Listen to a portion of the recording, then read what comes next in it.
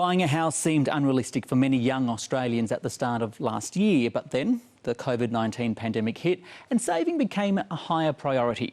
It's helped create newfound optimism for people wanting to get into the property market. Owning a home wasn't on Jeremy Lawless's radar before the COVID-19 pandemic, but it is now. What COVID's done is it put off any kind of travel plans that I had. I was planning to go overseas, so COVID actually enabled me just to work and to save. Now the 24-year-old is committed to saving.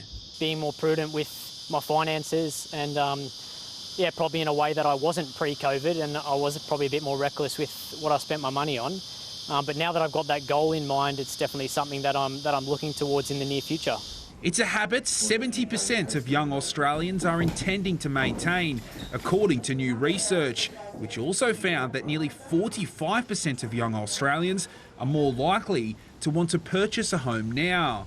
But completing the process remains a complicated one for many. We found a third really have very, very little confidence that they actually understand how they would choose a loan, what features they want, how they find the best loan.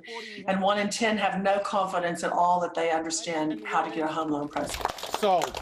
Home buyer sentiment rising to record levels following a low point from the pandemic in April last year. We've seen the percentage of Australians who think it's a good time to buy increase steadily since then as the economy has recovered, and it's actually peaked at 67% in December, which is the highest positivity we've ever seen for the housing market.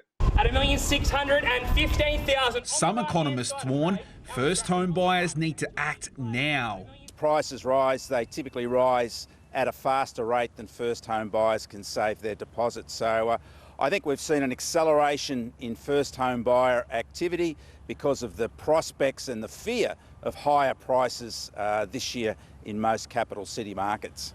House prices year on year were up in every capital city last month except Melbourne. Given strong growth at the end of 2020, I think sooner rather than later we will see record prices again in Sydney and Melbourne, and likely over the first quarter of this year.